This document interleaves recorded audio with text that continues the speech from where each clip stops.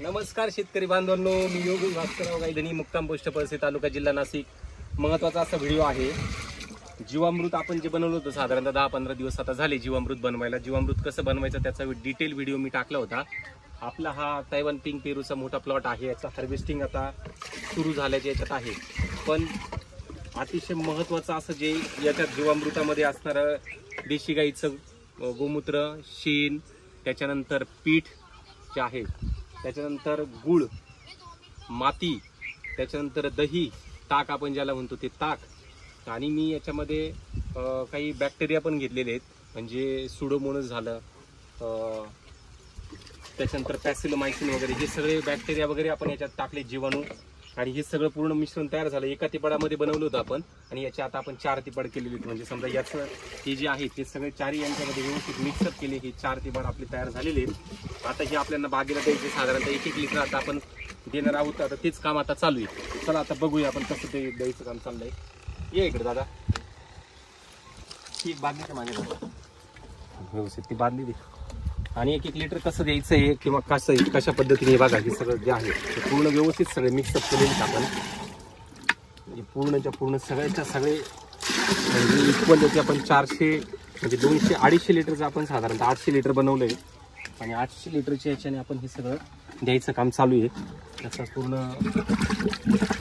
1 litre आहे.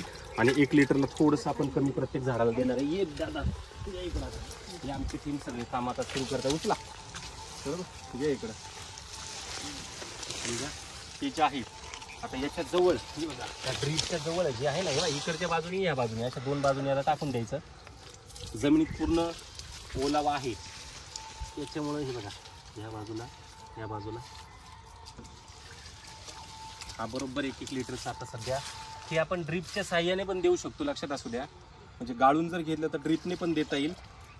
पण तरी बऱ्यापैकी याच्यात शेणाचा प्रमाण असल्यामुळे ते गाळून घेऊन परत तोचा बाहेर काढण्यापेक्षा ते सगळं मी देत असतो, त्याचा इफेक्ट हा चांगला मिळतो. हे बघा हे, आणि माणसंही आपल्याकडे अवेलेबल आहेत, त्याच्यामुळं हे सगळं पूर्ण ह्या भूतावरती आता आपण द्यायचं काम हे चालू द्या. तुमचं काम चालू द्या. हे बघा हे झालं. आता इकडं तर दिले आपण सगळं. आता हे आमच्या टीमचं काम सगळं चालू होईल. आणि हा सगळा काम हे सगळं व्हिडिओ आमचा जो बनवतोय साई बेटा, काय कसं व्यवस्थित ना दर. आता हे घे आणि त्या माणसांकडे तिथं नेऊन दे, बरोबर. हे सगळं नियोजन असं सगळं आमचं चालू आहे. व्हिडिओ बनवणारा आमचा एक छोटू होता, तो व्हिडिओ बनवत असतो. आणि जीवामृत हे बऱ्यापैकी एकदम चांगल्या पद्धतीने काम होत असतं. हे बघा हे अर्धा लिटरचे सगळे आम्ही बनवलेले आहेत. आणि हे पूर्ण हे काम आता चालू झालेलं आहे. चालेल, तर जीवामृताचा हा संपूर्ण हा मनोज तुमच्या शेतातही तसं इम्प्लिमेंट करा दादा.